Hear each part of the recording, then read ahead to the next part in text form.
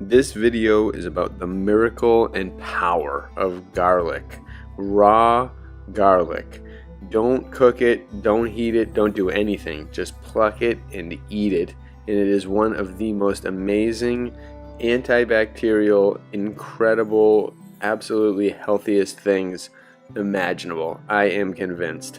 I absolutely love it. I swear by it. And again, I am not a doctor, I'm not a medical professional, blah, blah, blah, but, so this isn't medical advice, I'm not giving medical advice, etc., but I believe that garlic is one of the healthiest, most sacred kind of things out there, and the miracles that it's done in my life, to the people I know, me and my wife absolutely love it.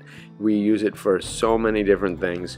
Who cares if it smells? Who cares? It's the healthiest thing on earth, I am convinced. We are convinced, and I just wanted to share it with you all because it really is incredible. So I wanted to dive into the archives on it, and I found two books that mark my point, and they had a lot of amazing historical, like just tales and facts and all different kinds of things based on garlic and accounts of garlic. And there were so many different times in the past where governments and people, medical establishments, tried to destroy the power of garlic. They tried to convince the public that, oh, because it smells so much, it's evil, it does all these bad things. Nope, it does everything amazing for you. It is a great thing to add to your arsenal to keep your health up as good as it should be. Look at all these things that it does for you. Amazing.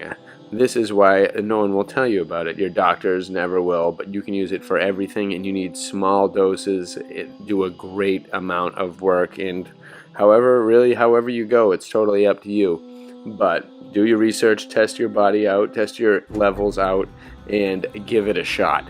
So I want to read some definite accounts from these two books because this stuff is amazing. This first book, there's a section called Empirical Evidence, and it says, garlic has been used for thousands of years, both as food and as medicine. Most people around the world, especially those known for their excellent health, absence of disease, and long life, have used and are now using garlic extensively in their daily diets. Agreed. I have studied the diets of Russians and Bulgarians where onions and garlic are consumed in astronomical quantities. Not a single case of garlic poisoning has ever been known among them. On the contrary, healthy Russian centenarians often have told me that the large amount of garlic and onions in their diets was one of the main causes of their exceptional health and long life. According to the Old Testament, one of the chief complaints of the children of Israel on one of their many long journeys was that they had no garlic with them. Ancient Egyptian records show that the pyramid builders had raw garlic as part of their food ration. When hard-working pyramid builders threatened to leave the pyramids unfinished, their incentive to continue was stimulated with increased rations of garlic. An equivalent of nearly $2 million was spent buying garlic to feed the workers who built the Great Cheops Pyramid. The Vikings and the Phoenicians, warriors and adventurers, placed garlic in their sea chests when they started on their lengthy sea voyages. Garlic has also been attributed with miraculous healing powers and used throughout medical history in the treatment of many kinds of disease. Ancient records show that garlic was used as medicine as early as 3000 BC by Babylonians, Chinese, Greeks, Romans, Egyptians, Tartarians, doesn't say that, but I'm sure, and Vikings. Most great physicians of old, Pliny, Dioscorides, Hippocrates, and Galen, to name a few, as well as some more contemporary medical greats such as Eyre Weyrland, Werner Zabel, Ragnar Berg, Albert Schweitzer, Bircher Benner, and many others, used garlic to cure everything from intestinal infections and digestive disorders to high blood pressure, senility, and impotence. Pliny, ancient Roman naturalist and physician, listed 61 diseases that could be effectively treated with garlic. He said garlic has such powerful properties that the very smell of it drives away serpents and scorpions. Pliny claimed that garlic has curative power in all respiratory and tubercular ailments. According to the Talmud, the eating of garlic was recommended for many reasons. It satiates hunger, it brightens up the face, it improves circulation and keeps the body warm, and it kills the parasites. The Romans gave garlic to their hard laborers to impart strength, and to their soldiers to incite courage. The Irish, Danish, and Russians used garlic for centuries as a treatment for coughs and colds. In Ireland, chronic bronchitis was treated with garlic by old-time physicians. Dr. W.T. Fernie, in an old medical book, Meals Medicinal, tells of garlic being effectively used to treat many diseases, including whooping cough and tuberculosis. He tells of a doctor who gave garlic to all his gallbladder patients. He also said that a garlic clove, when introduced into the bowel, will destroy threadworms, and if eaten, will abolish roundworms. During World War I, the British Army used garlic to control infections and wounds. The raw garlic juice was diluted with water and applied directly to the wounds with excellent results. The same method was practiced by Russian army doctors during World War II. Garlic and onions were given internally to increase resistance against infections, as well as used externally to speed the healing of wounds. The evidence goes on and on. There are so many awesome stories that go with this. It's just absolutely ridiculous. So many ancient cultures, I just had to include it because there's even an origin story about Siberia that I will find in there. I believe it says this one, yeah, on the origins of garlic, and this is from something called the Bauer manuscript, which was found in ruins near Kichar in Kastyonia, Turkestan in 1890. The document consisted of 56 birch bark page leaves, 54 of which were written on both sides in Sanskrit. The following text on the origins of garlic was probably written in the 5th century and originates from the works of ancient Indian doctors, especially Susrutu and Charaka. So the story goes as follows. On the holy mountain where the medicinal plants grow, the Munis dwell, men with a sublime spirit. They test the taste, properties, shapes, powers, and names of the healing plants. When Susruta has found a special plant, he asks the Muni Kasaraja. This holy man answers, the Lord of Asuras himself drank the well-shaken nectar. The holy Lanardana beheaded this lord. The pharynx stayed with the head. Blood drops fell to the ground from the pharynx, and they were the origin of garlic. Ever since the Brahmins do not eat garlic since it stems from a corpse. Due to that also its evil smell. Because garlic lacks a salty taste, they call it rasuna. The people know it as lasuna in taste and digestion. It is sharp and biting, but also sweet in digestion. It is easy and, as the smell shows, also difficult to digest. As to its forces, it is hot, also an aphrodisiac. Most Munis say that because of its sour, hot, and oily nature, it is likely to soothe the strength of the airy juices, and because of its sweet and bitter nature, as shown in its taste, to soothe the bilious juices, the bile. It is made to subdue the strength of the phlegmatic juices because of its sharp, hot, and biting nature. The Creator created garlic to remove the defects of these three juices so that it can heal all diseases. Awesome. Amazingly ancient stuff. And then there's another story, another origin garlic and onion story from the Venerable Kalu Rinpoche, abbot of the Sandup Darjeeling Monastery in Darjeeling, India. Translation was forwarded by blah blah blah. The text is here we go. It's just awesome. In the beginning, the merit of human beings was almost that of the gods. So the physical human form was much finer and more subtle than it is now. The world was filled with light shining from human forms. There was no need of any external illumination, and there was no sun or moon or star in the sky. But the merit of human beings slowly deteriorated, and so the radiance in the human form degenerated. The physical form became coarser, less subtle, and the world grew darker. In order to alleviate this darkness, the most powerful gods, such as Indra and others, together with the Titans, stirred the waters of the ocean, and out of this the sun and moon came into existence.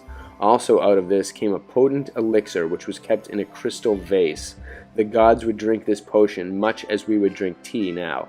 On one occasion, one of the great Titans thought to appropriate this elixir for himself, and swooped down on the gods, stole the vase, and flew away. The gods chased him, and realizing he could not escape, the Titan drank the elixir. The gods hurled their weapons at him, and one of these sliced his body in ribbons. But because he had taken the elixir, his body could not die, and the blood and flesh of his body fell to the earth. Where it fell, onions and garlic now grow.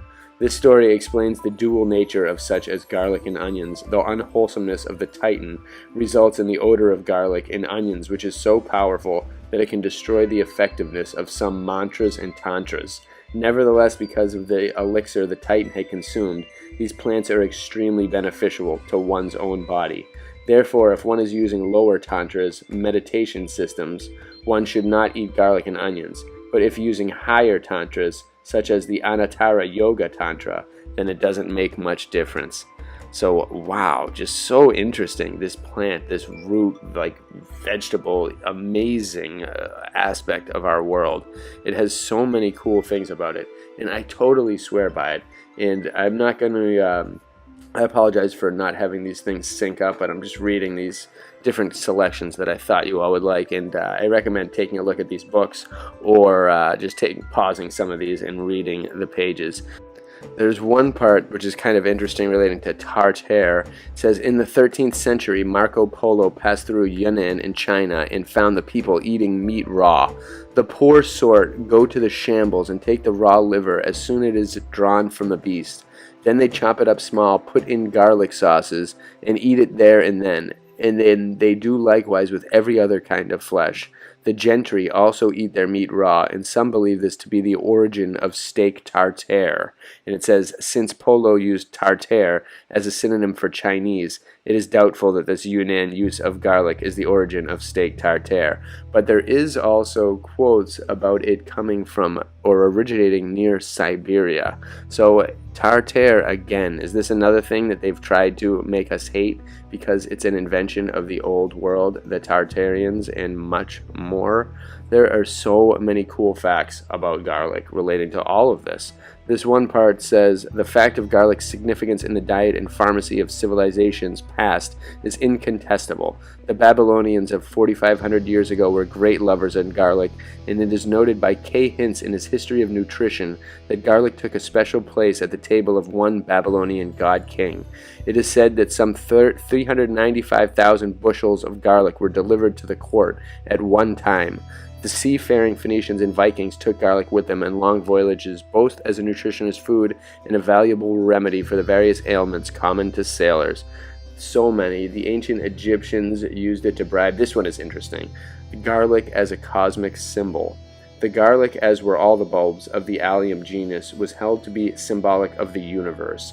The series of successive layers of skin forming the bulb and clove represented the concentrically layered heavens and hells of the ancient Egyptian cosmogony. But one aspect of the garlic separating it from the other allium bulbs is the clove structure, which when revealed by cutting away the superficial skins resembles the design of the solar system, with smaller bodies rotating around a central larger bulb. The seriousness with which the people took the garlic as food, medicine, and religious symbol is seen in their habit of swearing by garlic when taking oaths. Very interesting. Apparently even King Tut had a bunch of it. It says the Egyptian mania for garlic is demonstrated quite conclusively by the Takhom and Drar in their Flora of Egypt. It is well known that the garlic and onion were involved in the mummification process, but few know that 6 bulbs of garlic were found in the tomb of King Tut. Since garlic and onion were medical and magical as well as culinary plants, one can assume that the garlic was meant to ensure health and ward off evil spirits. Takhom and Drar also describe clay models of garlic bulbs that were found in pre-dynastic cemeteries in Egypt. That's pretty amazing. And then this, again, more amazing garlic incredibleness that relates to all of our awesomeness and will help keep you healthy now. I recommend actually trying to grow it as well. I think it's very easy, and I am beginning this process very soon because it is necessary, and I have a feeling they're going to pull garlic at some point or try to eliminate it and try to minimize it, at least from the public, so we got to grow it. So Egyptian Spring Festival. This festival, Sham al-Nasim, sniffing the breezes, falls on Easter Monday, but Muslims as well as Coptic Christians celebrate it. Needless to say, it is an old pagan festival. Customs differ from place to place, but Sham al-Nasim is celebrated from one end of Egypt to the other. In Cairo, people get up at dawn and old and young alike breathe a green onion crushed in vinegar. That day, all the careness, without distinction of age, sex, or religion, go out to sniff the breezes in the public gardens, in the countryside, or on the Nile boats. An immense throng moves through the streets and invades all the green spaces. They chant, dance, light firecrackers, wear hats of bright-colored paper, or crowd onto carts known as karo, made of wooden boards mounted on wheels and drawn by a donkey. Wandering merchants sell branches of green chickpeas, lettuce, lupins, and other snacks. Lunch is usually a picnic outdoors. The gardens most frequented are around the Cairo Dam. There they eat lots of colored hard-boiled eggs, stuffed grape leaves. The leaves are particularly tender in this season. Mallow soup, made with goose or duck, fillets of fish, accompanied by green onions. The traditional foods of this day are eggs, fruits, salt fish, and above all, onion and garlic. The day of Cham en Nassim, or Spring Festival, they cut up onions on the doorsill so that one soaks it with their juice, always with the aim of turning away from the house every kind of illness and evil during the year. They hang over the door a bundle of onions linked together. This usage was observed by myself in the remote and mostly Coptic province of Fayoum by Mr. Asherson and the small Moses, presumably. So, yeah, they were uniquely associated with this festival, but there is no way to determine which pharaonic festival it descends from. So they're not really sure. And again, you never know where this stuff comes from. The Palestinians apparently used to use it as an aphrodisiac, connecting it with the Garden of Eden, saying in the ancient world, garlic was a sign not only of sexuality through its powers as an aphrodisiac, but a sign also of fecundity in general. One legend told in Palestine connects garlic with the Garden of Eden and the Tree of Life. Once, ladies, long ago, the garlic grew very tall, so tall that the top of it could not be seen. Then this blessing became a curse, for there were too many people in the world. There was no room in the world for them all. So God in his mercy shortened the garlic, and it has been small ever since. But it is still good to eat for health and long life, and good, too, against the eye. Those must have been strange days, dare you say, then when the garlic was tall. The tree of knowledge, if they ask, because many artworks show, was it an apple tree or an allium tree, which is part of the onion and garlic family. Magic garlic. In the Odyssey of Ulysses, he mentions garlic, a magical garlic named moly. It was used by the ancient Greeks for magic and medicine, for placing garlic on piles of stones at crossroads as a supper for Hecate, the underworld goddess of magic, charms, and enchantment. Another magical or quasi-medical use of garlic was now bolt down these cloves of garlic. Well primed with garlic, you will have greater mettle for the fight. The metabolic effects of garlic may explain the belief in garlic's strength-giving powers. Garlic stimulates gastric secretions, perspiration, and is held by many modern herbalists to be a tonifying substance. It has also been observed by zoologists and anthropologists that the powerful primate gorilla generally situates his home where wild garlic flourishes, which he eats most eagerly, but this is merely circumstantial evidence for garlic's powerful effects. Yeah, it is an amazing thing. I recommend it to everyone. Maybe lastly, I will you check this out. There's all kinds of accounts from Pliny. There's all kinds of different accounts from ancient Rome, supposedly. The Nereides, the malicious nymphs who worshipped garlic and displayed garlic to fight off evil. So it has a crazy duality type history associated with it. It is a miracle. And it is key to saving Earth from a terrible medical industry that does not do good for you. All these antibiotics that they're putting people on are so detrimental to everyone's health, especially when garlic, an absolutely simple $2 for several bulbs at Trader Joe's, and you can have an amazing amount of the healthiest thing imaginable to you. It feels so good. It gives you an energy boost. People that just are deterred by it, by the taste, are completely missing out. And anybody that says they have stomach problems with it, test it out in small doses first. You just retry it again. Trust me. It is an amazingly beneficial thing. So good. The oil, if you have blemishes or any infection, bug bites, anything. Garlic is a miracle. Definitely incorporate it into your life. You will notice it immediately. This is a Save Earth video because I feel this information to be crucial. Again, I am not a doctor. I am just offering some simple, great advice from the ancients, or really showing you advice from the ancients, because we love that stuff here. We know not to trust the moderns. They are going to go down in history as the worst health people in the history of time on our planet. Absolutely disastrous, leading everyone in the wrong direction towards the chemical castration and toxifying of all our bodies, when we have all the answers in nature surrounding us. Perfect and delicious, amazingly easy to grow, free in some ways, and just absolutely in harmony with our bodies, our souls, our minds, and everything. It is so important to be eating the right stuff and to stay away from the toxic nastiness that they are trying to kill us with. The chemicals, and I randomly saw TV the other day, and it's basically as if all of TV is sponsored by pharmaceutical companies. That should not be the case. They are getting and turning into a monster, and they, you know, everything you can do to undercut them is beneficial. Garlic, garlic, garlic.